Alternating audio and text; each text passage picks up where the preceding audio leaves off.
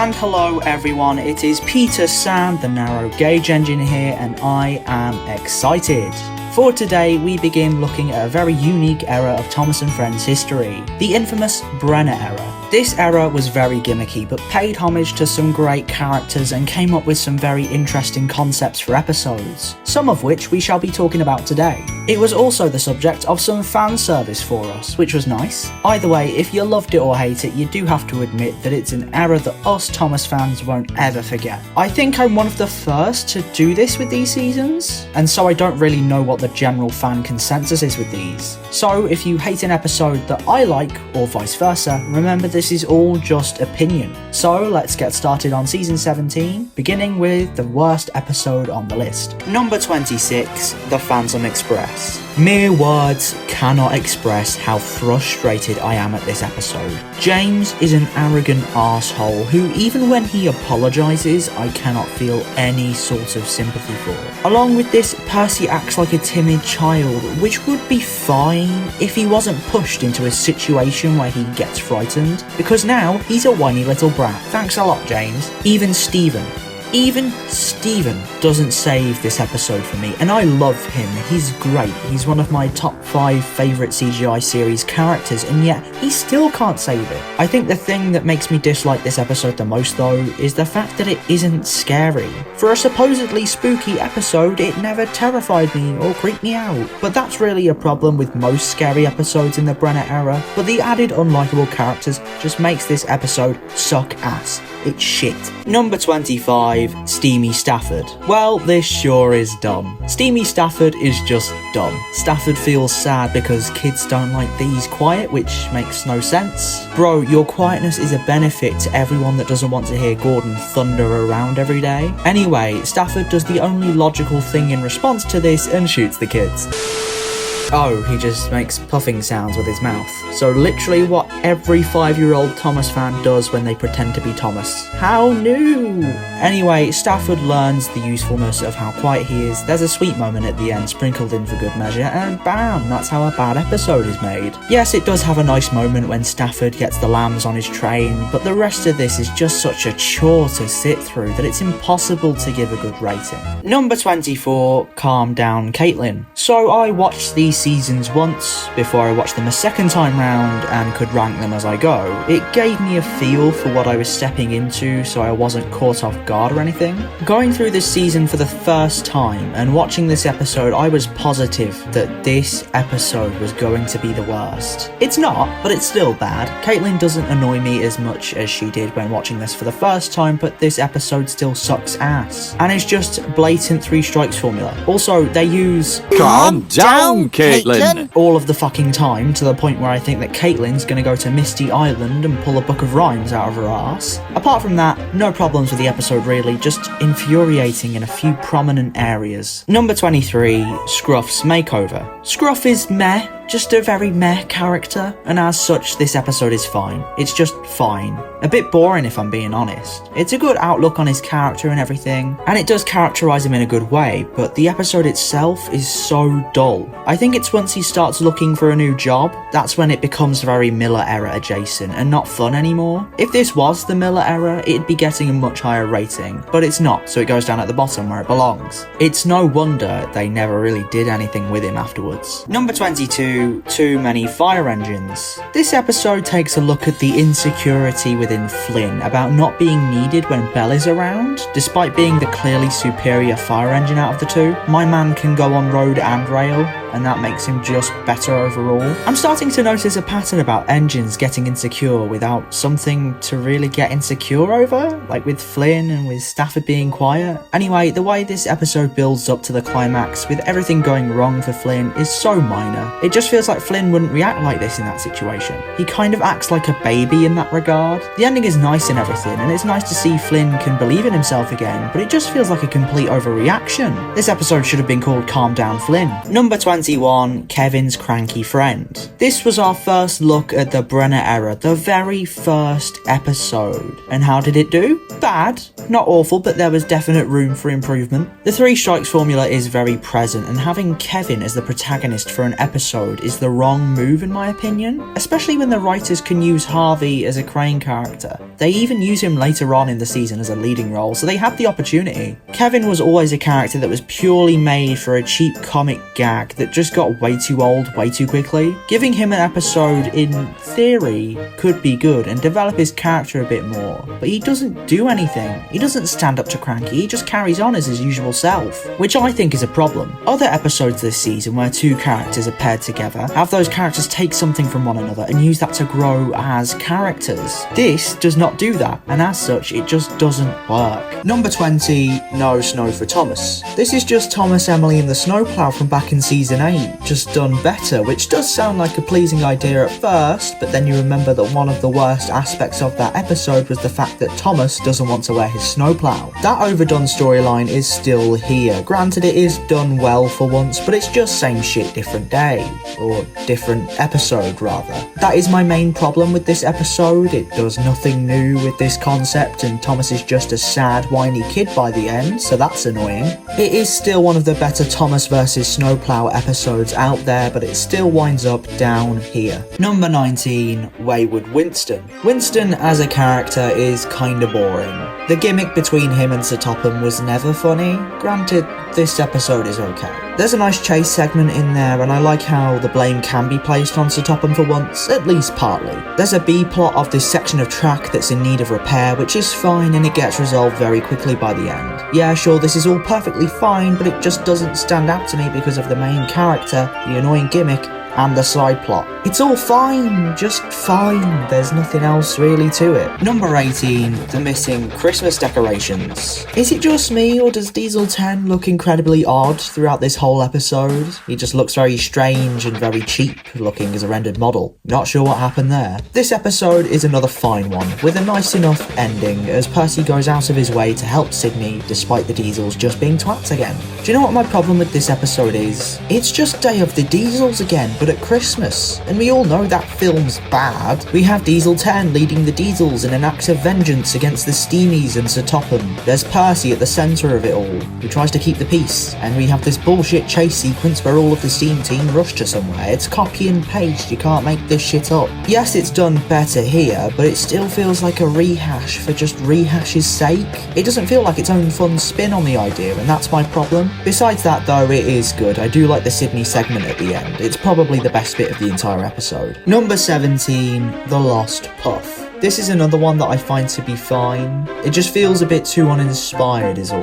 What I want to make clear is I do like Paxton, and I do think he can be a good leading character in an episode. It's just that the episode has to have real drive behind it and not something that can just be chalked up to Paxton misreading the situation. It's a bit all over the place too. 1 minute we're focusing on Bumpy Track, then we're focusing on Paxton trying to find Thomas's puff. There's also this really unfunny bit about a duck that I hate. These last 3 or so episodes have all been fine, with something weighing it down, but they each have a positive thing I can say about them. This episode has one really great scene between Paxton and Stephen. It's so awkward and funny, I love it. But despite that, it can't be saved from being on the lower end of the list. Number 16, Gone Fishing. A very clever reference to the classic series song of the same name. This episode is about Harvey, of all characters. Weird choice, but we'll go with it. It has the same moral that other season 17 episodes have about accepting your differences, which we saw in Steamie Stafford. In all honesty, it's fine. This is fine. It just has an overdone moral, and that's my only problem with it really. Other than that, this episode stands up.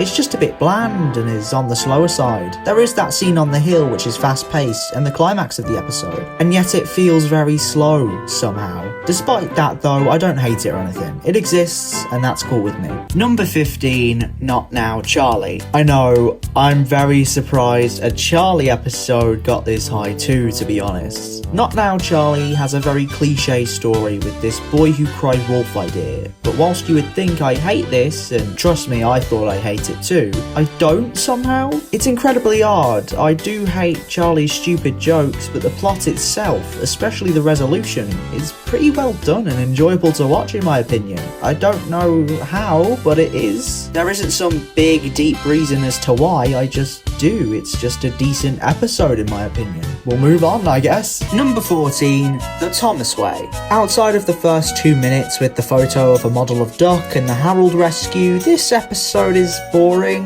It's just dialogue. Sometimes it's fun dialogue, but most of it isn't, and it's just Thomas and Duck arguing. Let me be clear, the Harold rescue and the attention to detail with that photo of Duck are great, and they are the highlights of the episode, but the rest is pretty bland. For Duck's first episode in over 10 years, it is a bit annoying. The character dynamics between these two are just so annoying and create some really frustrating scenes. Even the ending was a bit half-arsed and cliche. This one had a few superb scenes, but ultimately just a bit frustrating. Number 13, Percy's Lucky Day. I like how the episode presents Lucky Charms as not really real, because they aren't, obviously. It's not like the Hit era where they'd use Lucky Charms as a plot device and promote the idea. Besides that though, this episode makes use of some of my favourite characters from this season. We have Stephen and Bill and Ben on top of that to make things really interesting. The main climax is interesting enough, and I find the introduction very different and unique.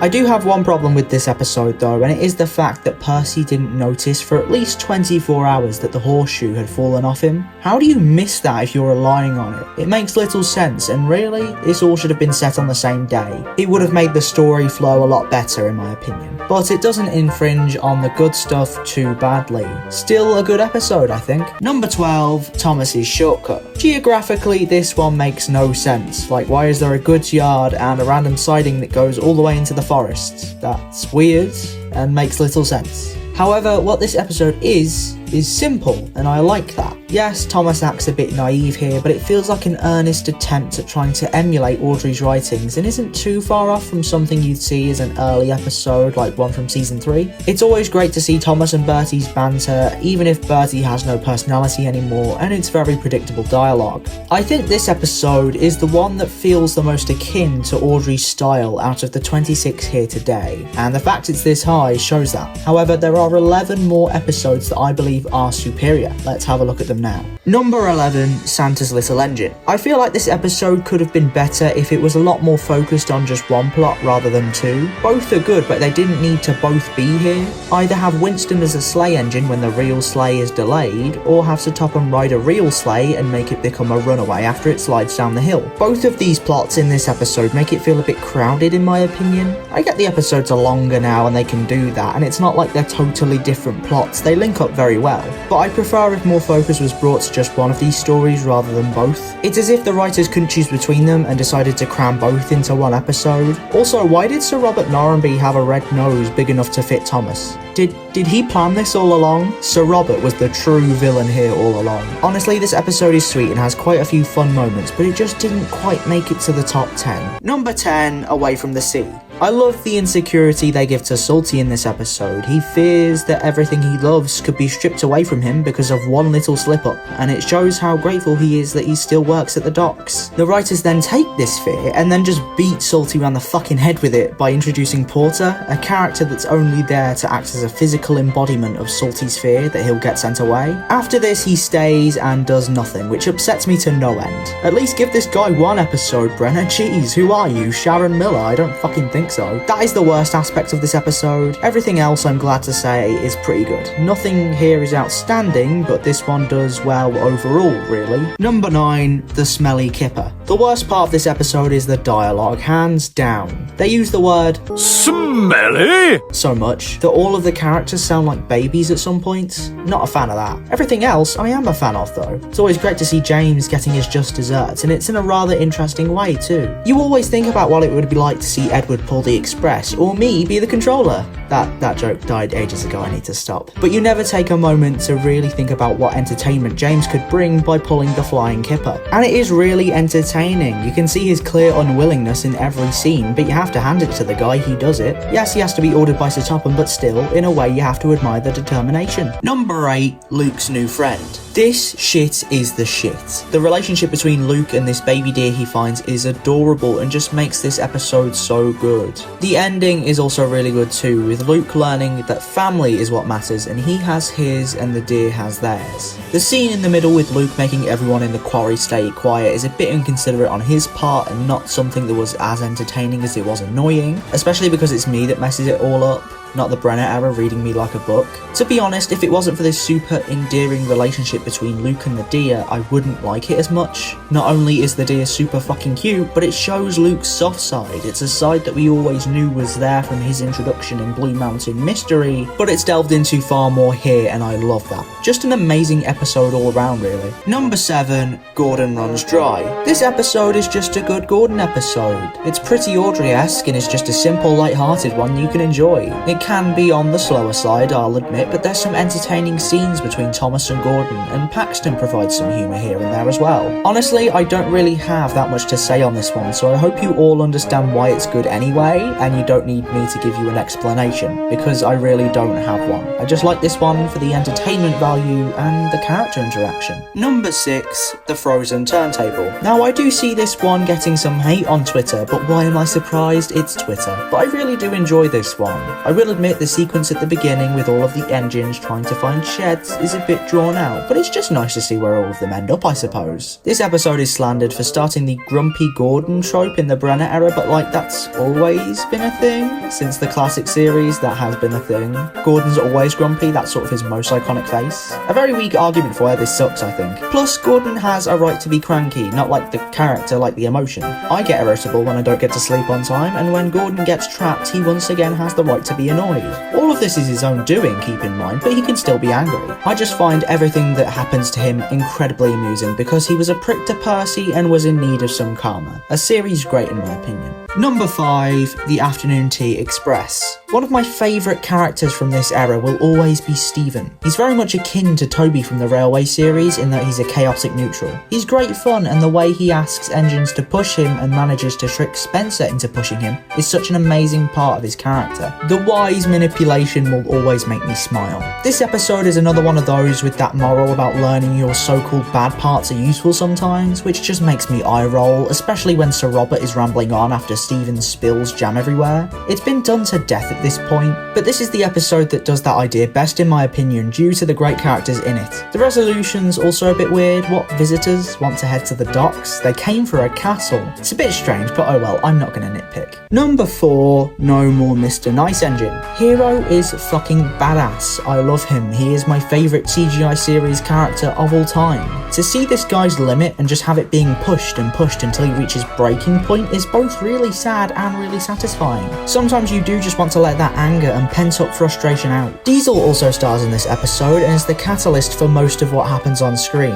What's also great to see is Diesel pushed to his limit too and him letting out that frustration. Both of these characters' contrasting views are great to see as they clash, and the result of that is really entertaining. I've always had such a soft spot for Hero as he's such a sympathetic character, but he uses those bad experiences to become wiser and a lot more determined and grateful. That's why pairing him up with Diesel for an episode, an engine who's been given chance after chance and is only grateful for fleeting moments, makes for such a good episode. Say what you will about the Brenner era, but it always knows how to make for some good character pairings. Number 3, The Switch. Now this is an interesting one. The base concept for this episode is amazing, having two polar opposite engines swap jobs and see how they manage. What both Luke and Millie take away from each other's jobs is a bit jammed down our throats, but still interestingly done. I think the main gripe I have with this episode is who the protagonists are. Both Luke and Millie aren't really strong characters, not like Gordon and Emily for example. I'm also not a fan of how the job swap just goes ahead. The Thing controller doesn't really seem to have a problem with this whole situation, which I guess could happen, but it just seems too easy. And the argument Luke and Millie get into just seems a bit weird, to be honest. Neither of you have anything to prove. Why are you acting like that? Either way, these minuscule problems don't really ruin the main story, which is very entertaining to sit through. This episode is great, showing both sides of the conflict, their problems with one another's jobs, and the things they ended up enjoying. It's a simple episode that's very slice of life and doesn't need to do anything big to impress. Number 2, Henry's Hero. I know, shocking isn't it? The most memorable season 17 episode isn't my favourite. Mental. That said, it is a really good episode. We have 2 really strong characters as protagonists here. Henry is iconic and Hero's just Hero. Watching them interact in this episode is great, and it's another one of those episodes where these 2 learn from one another, and I believe this is the episode that does this moral in the most interesting and impactful way, because you can tell this was so focused upon for the episode. It was such a focal moral that they made like 5 other episodes with that same moral later on. The best part of this episode though is the part where Henry pushes Hero and the flatbeds up the hill despite having taken on bad coal. The determination present throughout both characters in this episode makes this episode one of the best. And almost like season 17's swan song in a way. Oh yeah, Duck's also here. Yay, I guess. Number 1, Bill or Ben. This episode is just pure gold. The comedic value of this one is great, and the trick they play on Connor makes for such a good watch. It feels very akin to Audrey's writings too, which is even more amazing. I think this episode is one of the many reasons as to why I prefer Connor to Caitlin, because before I just used to think they were as bad as each other, but no, Connor's actually pretty entertaining too here. There were quite a few moments in this episode where I thought the episode was going to end before it did, and I was glad every time that it didn't and it carried on. What I love most about this episode though is the ending, where Bill and Ben manage to one-up even Sir Topham Hatt, which I find hilarious. What's more is the blue livery on the twins is beautiful, so it's not like Bill and Ben look ugly throughout the latter half of the episode. That ending is great too, with Connor once again being tricked, which is just fucking gold. Do I even need to explain why this episode is amazing? Whilst I'm still not sure of the general fan consensus, I feel like most people like this one, right? Hopefully. I don't see a problem with this episode, even if Bill and Ben's voices can be annoying at times. Oh well, I like the episode and I'm the one making the video, so I win. So that's it. Well, what's my opinion on season 17? It's decent. There are some great episodes here, but there are some terrible ones, and unlike in the model era, this is all animated, so there's not even good sets to keep me watching. Yeah, it's okay overall, with some of the most interesting choices for protagonists ever. Scruff, Winston, fucking Stafford, but it still pays attention to its main characters like Thomas, Gordon and Percy. Even then it brings back old characters like Duck and Bill and Ben, for better or worse. So season 17 is one that I like overall, and hopefully that trend continues into the next episode of Rankings, season 18. But will it be better or worse? We'll find out this time next month. But until then, I've been Peter Sam, you've been you, and I'm off to pull a train and have my funnel knocked off again so I can get a triangular one. It's the only way I can get a fucking present in this shithole.